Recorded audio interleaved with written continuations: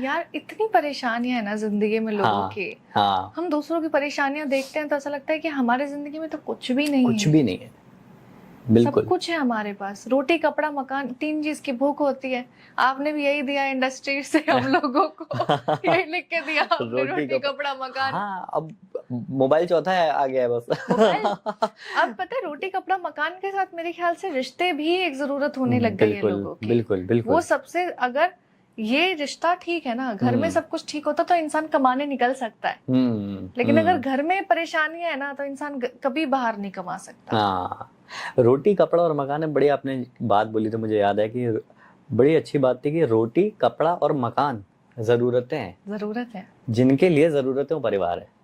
कि परिवार जरूरत नहीं है, परिवार तो हम इतना जुड़ा हुआ है कि हम एक हो गए। यस।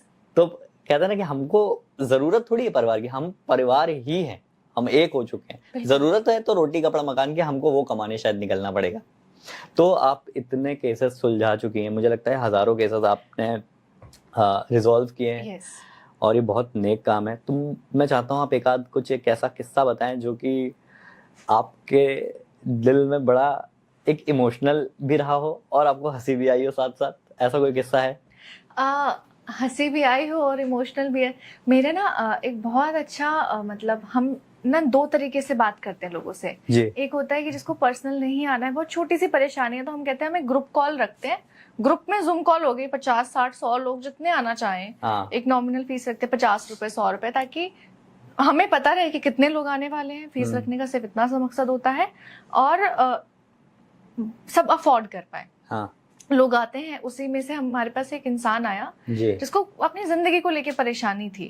और उसने बहुत मेरे से सवाल पूछा कि आप एक बात बताएं कि क्या लोगों का मन भर सकता है, क्या प्यार खत्म हो सकता है। अब ये एक ऐसा सवाल था जिसके लिए अब मैं प्यार में हूं तो मुझे पता है प्यार कभी खत्म नहीं होता है। हाँ। लेकिन अगर कोई ऐसा रिश्ता है जहाँ पे आप ये सोच रहे हो कि दूसरा आदमी मेरे से प्यार करता है, और वो एक दिन अचानक से उठ के बोलता है कि अब खत्म हो गया है, अब मेरे अंदर वो फीलिंग्स नहीं बची हैं, तो हाउ इज इट पॉसिबल। ये ऑन ऑफ का बटन तो होता ही नहीं है प्यार के अंदर। बिल्कुल। तो मैं सोच में पड़ गई, मैंने कहा एक काम करते हैं, हम आपसे अकेले में बात करेंगे। उस दिन मैंने पहली बार किसी को बोला, पहली बार, कि मैं तुमसे पर्सनली बात करना चाहती हूँ, क्योंकि इस सवाल का ओरिजिन क्या है मुझे वो जानना था कि प्यार कैसे खत्म हो सकता है। तब मुझे पता लगा कि बहुत सीधा आदमी, मतलब ऐसा कि जिसको देख के ये लगता है कि यार ये सिर्फ अपने घर को बनाने के लिए ही जिंदगी में सब कुछ काम कर रहा है, इसको अपने जिंदगी में सिर्फ रिश्ते चाहिए।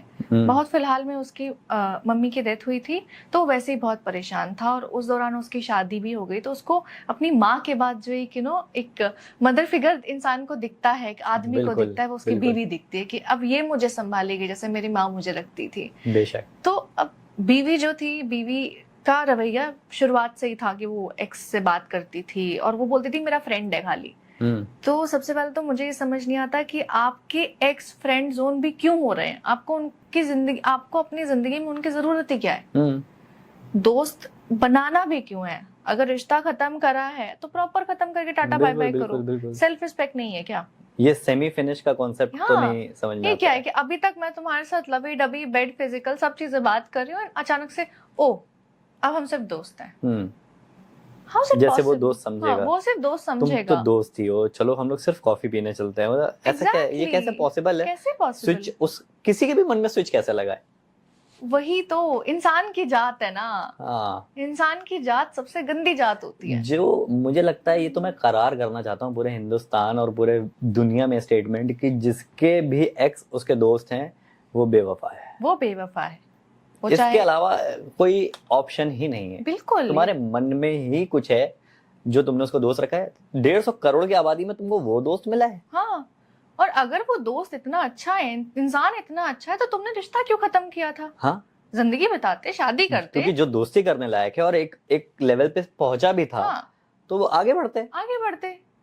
तुमने मतलब ये है कि ओ मैं तुम्हारा कत्ल भी करूंगी लेकिन तुम्हें जिंदा भी छोड़ूंगी। ये क्या बात है? ये तो पति के साथ किया है, जो एक्स है पति के साथ ही। अब वो लड़के को लगा कि चलो ठीक है दोस्त है, मैं ज्यादा इंटरफेयर नहीं करूंगा, शायद लगेगा मैं नैरो माइंडेड हूँ, तो उसने ज्यादा इंटरफेयर नहीं किया। सोचो कितना सीधा आदमी होगा जो एक्स तक बर्दाश्त कर रहा है, वरना इस मामले में तो कत्ल बनता है। एक्स मार देते हैं खींच के, एक्स मार देते हैं खींच के, AXC वो मार देते हैं। अब ये वाला मामला हुआ, वो लड़की जो थी माँ की 13वीं है, उसमें भी अपने एक्स के साथ घूम रही है। वो लड़का फोन करके बुला रहा है कि आप प्लीज कहाँ हो, आ जाओ, सब लोग पूछ रहे हैं। 5 मिनट 10 मिनट करते करते करते करते वो रात को आ रही है लड़की घर पे, दारू में एकदम नशे में भंड जिसे कहते हैं। अब वो लड़का अपनी माँ की 13वीं है, इमोशनली शैटर्ड है। उस वक्त ये सोच रहा है कि एक काम करते हैं, अगर रिश्तेदार इसको देखेंगे तो इसके बारे में जजमेंट पास करेंगे। कजन को भेज के लड़की को ऊपर भिजवा देता है कि कन्फ्रंटेशन नहीं होना चाहिए, इसकी बदनामी हो जाएगी। वहां भी वो रुका। फिर लड़की ने बोला MNC कल्चर अपनाना है। MNC कल्चर अपनाने के लिए उसने बैंगलोर में जॉब ढूंढा। लड़का गया है, शिफ्ट करवाया है, घर सेटल करवाया है, सब कुछ करवाया है। 1 महीने बाद आके बोलती है कि मैं तुम्हारे साथ नहीं रह सकती, हमारा फिजिकल कंपैटिबिलिटी नहीं है। असली फिजिकल कंपैटिबिलिटी तो तब होगा ना जब तुम साथ में रहोगे। और अगर तुमको फिजिकल का इतना मायने था तो तुम दूर क्यों गई? तुम यहाँ रह के काम करती, आसपास में नौकरी ढूंढती। अगर तुम चंडीगढ़ की हो तो तुम हरियाणा देख लेती, गुड़गांव देख लेती। गुड़गांव में तो सबसे बड़ा साइबर हब है, उससे बड़ा MNC कल्चर तो आपको कहीं नहीं मिलेगा। सही बात है। इजी होता उस बच्चे के लिए, उस आदमी के लिए टू एंड फ्रो करना।